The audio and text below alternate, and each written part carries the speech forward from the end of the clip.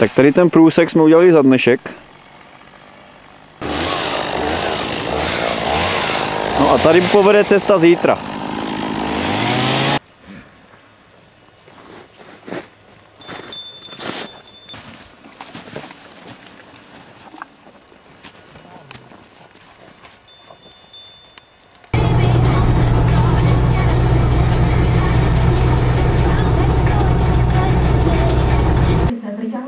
Nielen zvedavcov, ale aj zlodejov.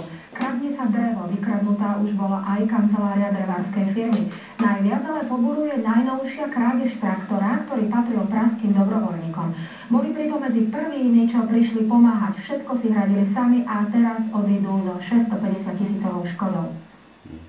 Tieto stopy patria špeciálnemu traktoru, ktorým prišli Tatrám pomáhať lesní robotníci z Prahy. Stopy a tieto fotografie sú jediné, čo pražským dobrovoľníkom z traktora ostalo. Z tohto uzamknutého dvora jednoducho zmizol. Mali mobilizéra slabú batériu, zlodeji ho pravdepodobne odtiahli. Rána vyvalená, odstrihnutá zámka a traktor bez stopy zmizol. Pražskí ťažiari pritom prišli pomáhať úplne zadarmo. Ubytovanie, pohodné hmoty a všetko ďalšie hradila Praha, rovný 1 000 000 korún. S tím, že aby ta pomoc byla efektivní, tak vyšle vlastně kompletně vybavený tým. Prišlo 13 mužov, veľké nákladné auto a traktor. Dnes to vyzerá tak, že spredu sa Pražania vrátia bez traktora. No je to špatný, přijde sa na techniku a odjezd bez techniky. Úplne zadarmo prišli do Tatier pomáhať aj títo traja muži z Bratislavy. Proste řekli sme si, že nebudem sedět doma a skúsime něco udělat. O nešťastí svojich pražských kolegov počuli a majú strach aj o svoje auto. A už sme přemýšleli, že budeme to dělat na noc kola, ale zjistili jsme, když se někdo něco ukradne, tak to ukradne, ať děláme, co děláme. Obyvatelia Staré Lesné, ale i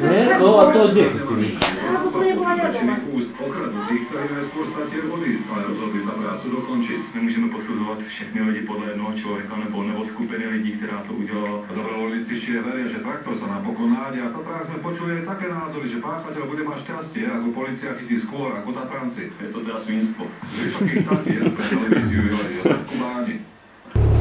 Tak tuto cestu budeme dneska prorezávat. Tak takto jsme to prořezali za 3-4 hoďky. Tak takové stromečky, co u nás stojí 3-4 stovky, tady Míšák normálně barbal pílí.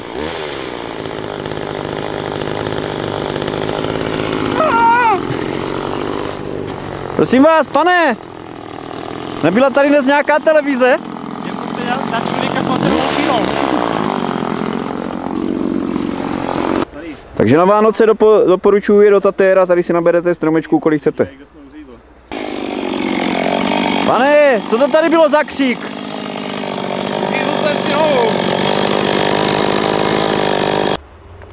Dnes pracujeme na profesionální úrovni, tak máme vytvořený takový rošt.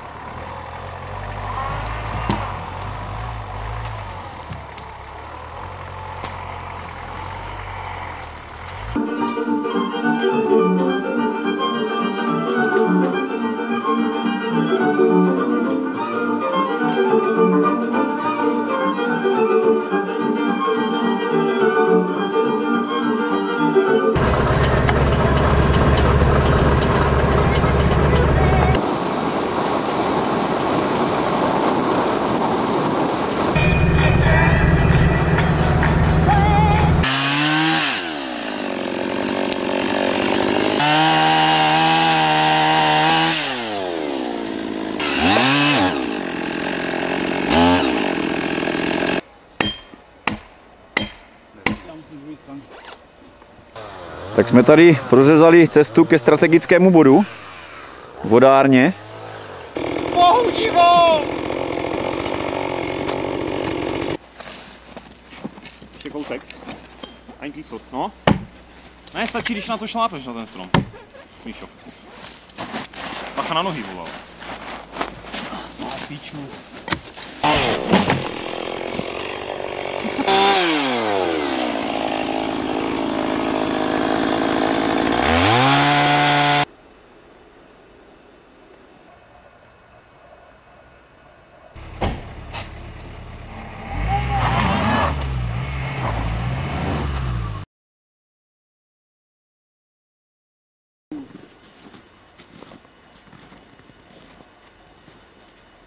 voják, prej voják, vole.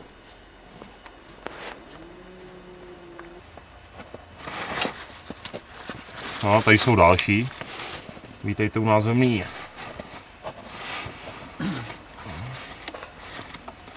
Třeba bych to dostal na energii. Jak nám toto mohli, vole, v tom Automaxu udělat? Takové extrémní podmínky. Oni nám dají pohudivo! Pohudivo, tak vypadli na novo, první závada. Dále? Vrátíme. Druhá závada, rozpojené konektory. To děláš brzo přejímku, ty blbečku. Pohudivo. Takže hnědý káblík. Dáme na hnědý. Potřebujeme nož.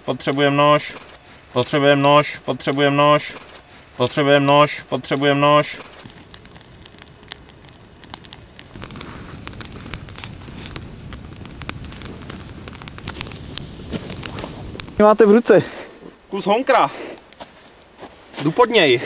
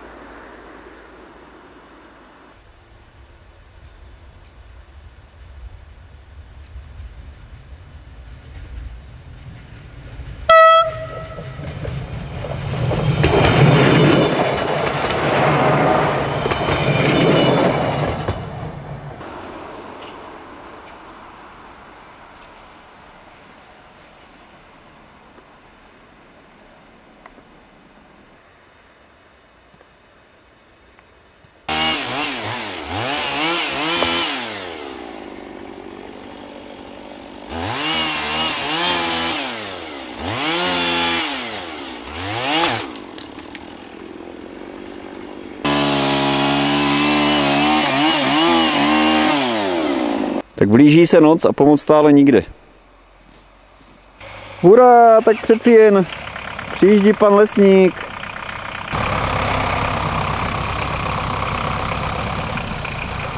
Tak tomuto se říká pan lesník.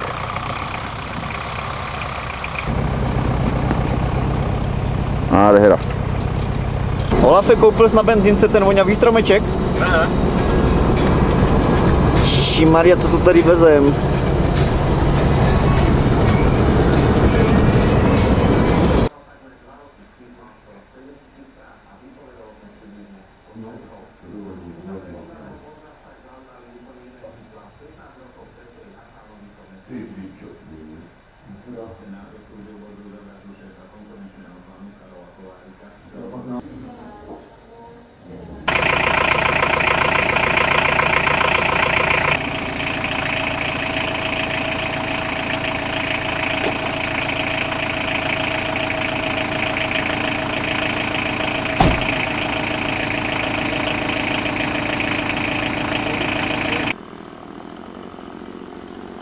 Olaf sebevrah.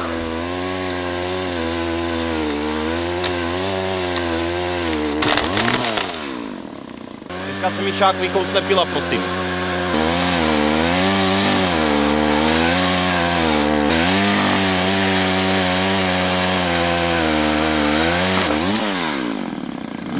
Pohudivo! Pohudivo!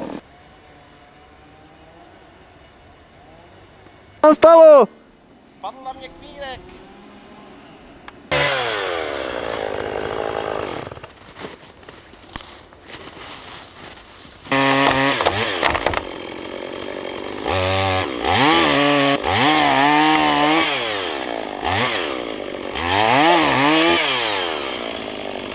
To je neuvěřitelné.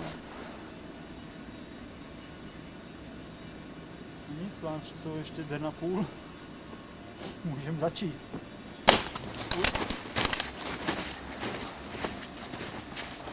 Tak to je prosím ta cesta. Natoč to. Pohudivo! Pohudivo! Pohudivo!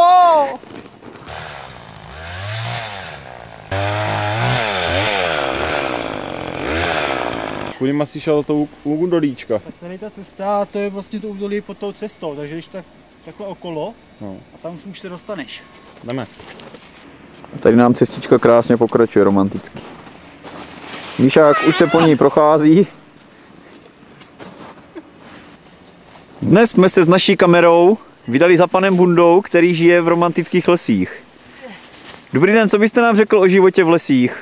Je tu hrozná zima.